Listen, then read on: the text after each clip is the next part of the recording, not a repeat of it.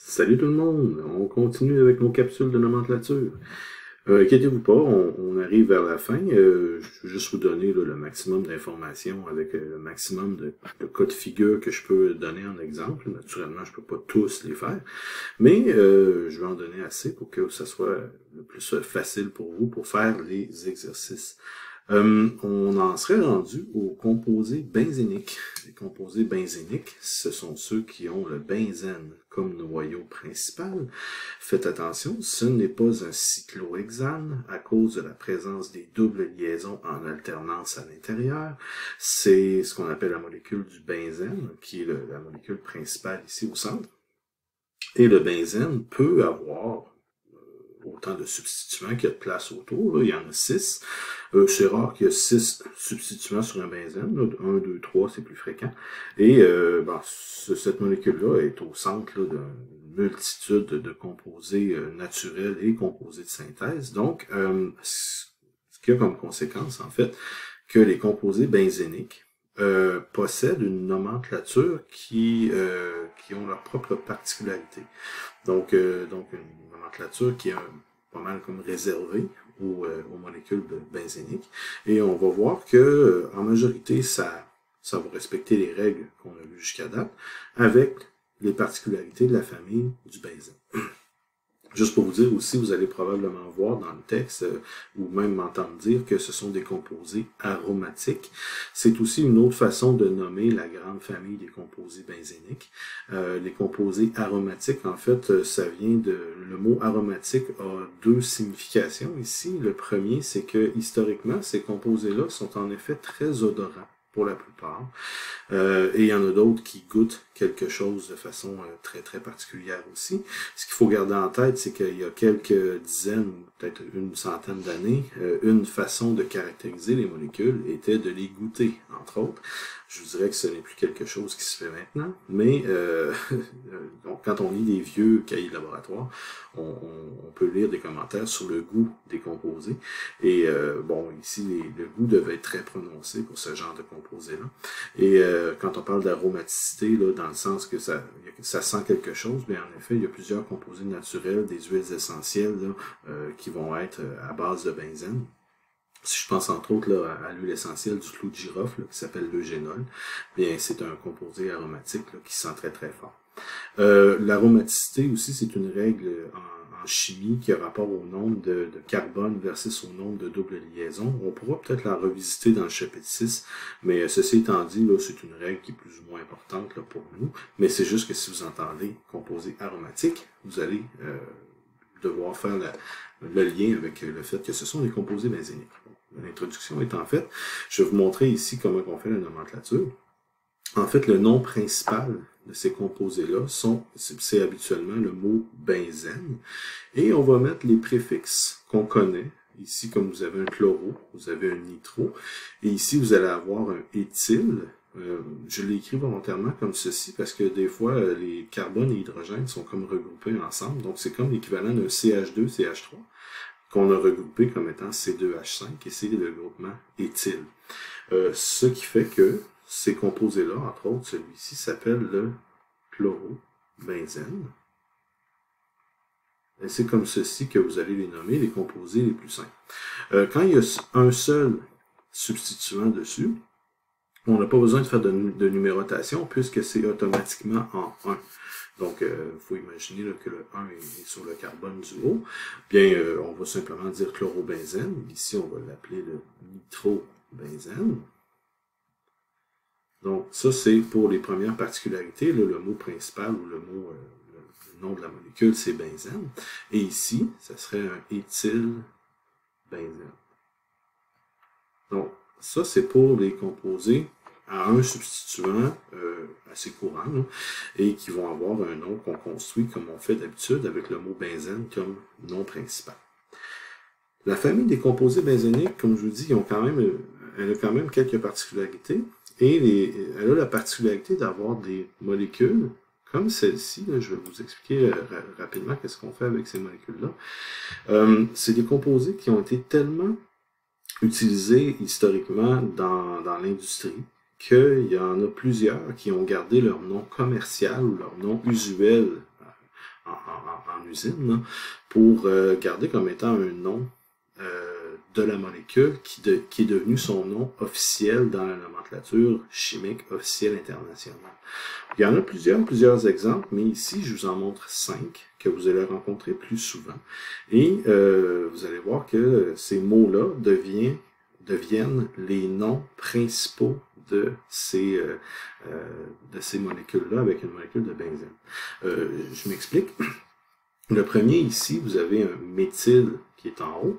La molécule ici pourrait s'appeler méthylbenzène, mais c'est pas comme ça qu'elle s'appelle. Comme je vous dis, c'est un contexte qui est plus historique ici. Et cette molécule-là s'appelle toluène. Donc, à chaque fois que vous allez voir un benzène avec un CH3, il faut penser que le nom principal de cette molécule-là peut être toluène. On peut avoir du chlorotoluène, on peut avoir du nitrotoluène. D'ailleurs, quand on pense à trinitrotoluène, du TNT, c'est un toluène qui a 3 fois un nitro dessus, dans les positions là, à côté ici et en bas. Là.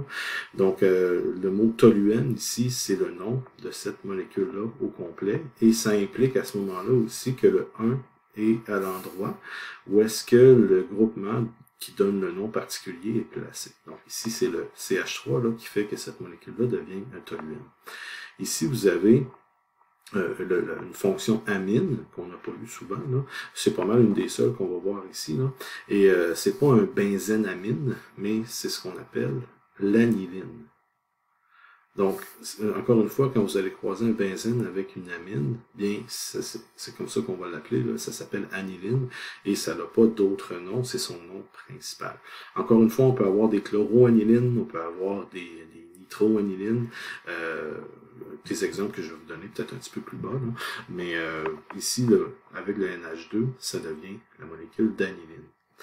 Avec le OH, c'est pas un benzénol, ça va s'appeler un phénol.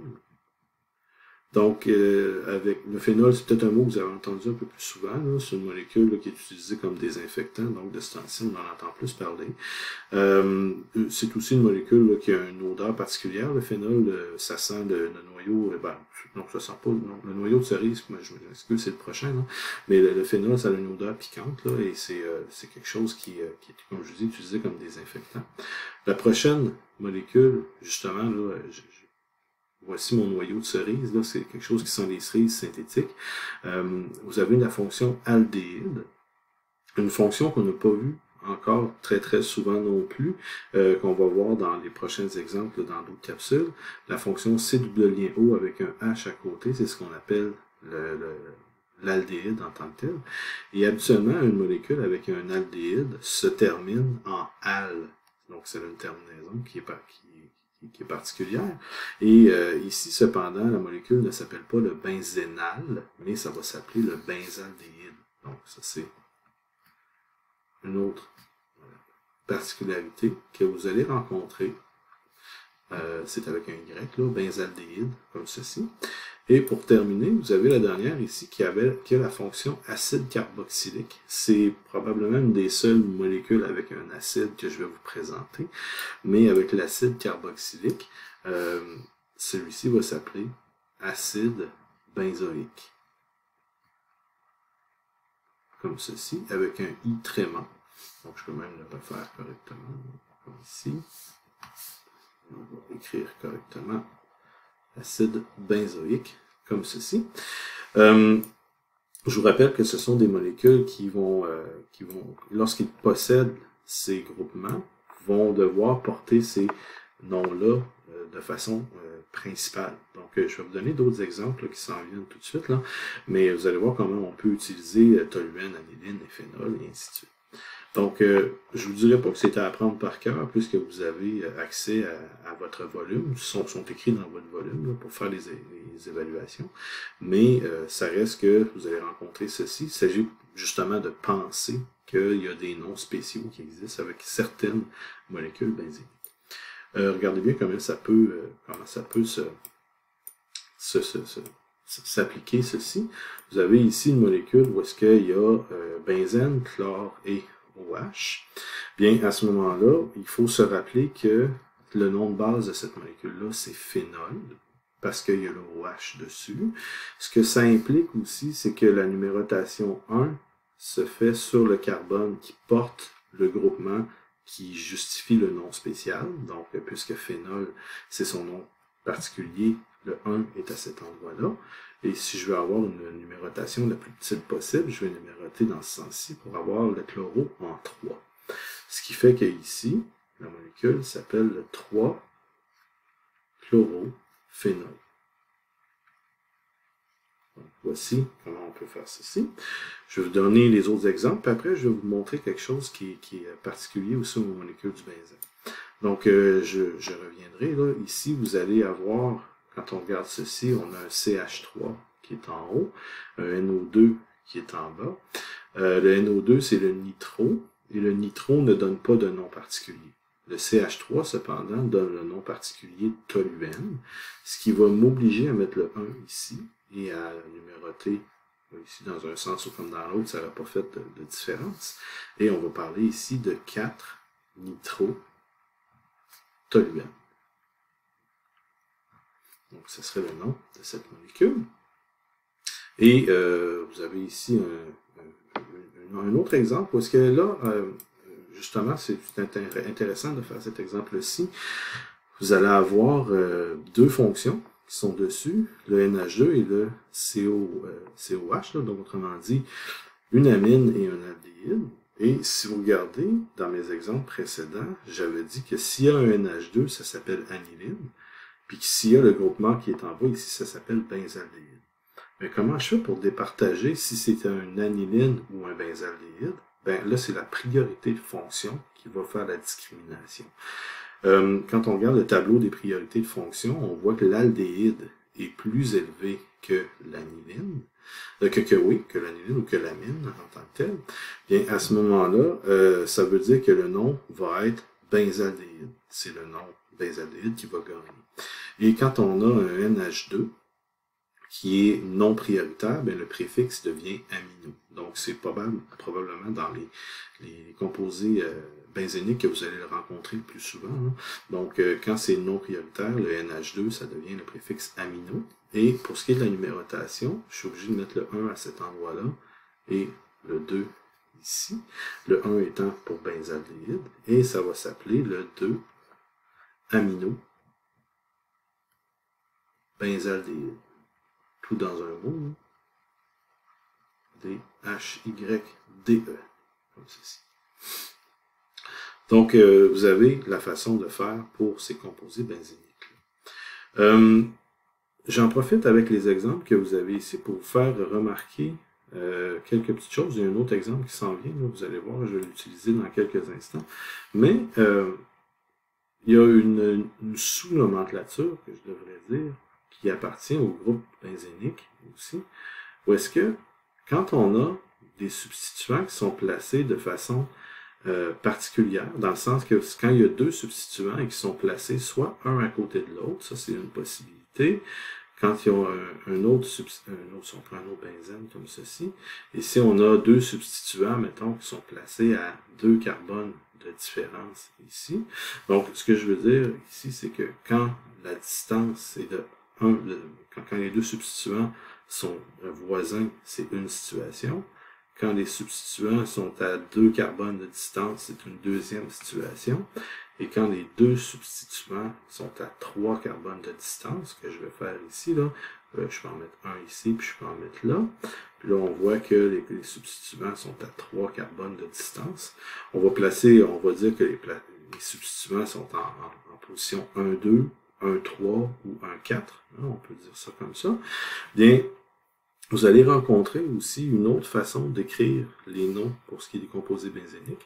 Quand les substituants, sont un à côté de l'autre comme ceci, on dit qu'ils sont placés en position ortho, qui va être représenté par un petit O dans la nomenclature. Je vous donne quelques exemples, je complète les exemples dans quelques instants. Hein. Ici, quand ils sont à 2 carbones de différence, ça va être en position méta. Et on va mettre un petit M dans la nomenclature, et vous allez voir encore une fois comment ça se fait. Et quand ils sont à 4, en fait à 3 carbones de distance en 1, 4, sont en position para. avec un P qui va être utilisé. Ce qui fait que, pardon, si je reviens dans mes exemples précédents, parce que j'avais ici le 2-amino-benzaldéhyde, bien en fait, dans mon 2-amino-benzaldéhyde, je vais utiliser mon crayon ici pour vous montrer qu'ils sont un à côté de l'autre, en fait.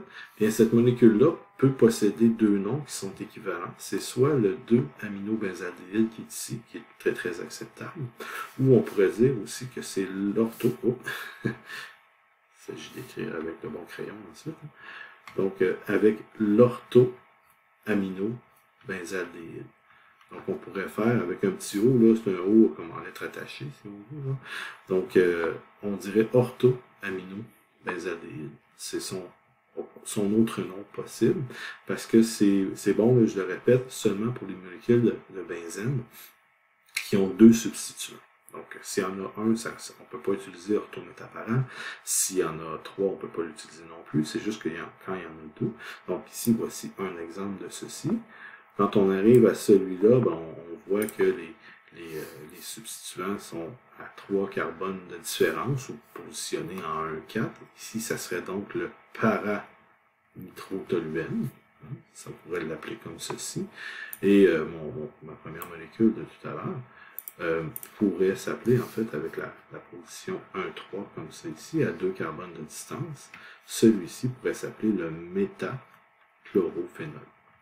Donc, on peut l'écrire avec les lettres ou avec les chiffres.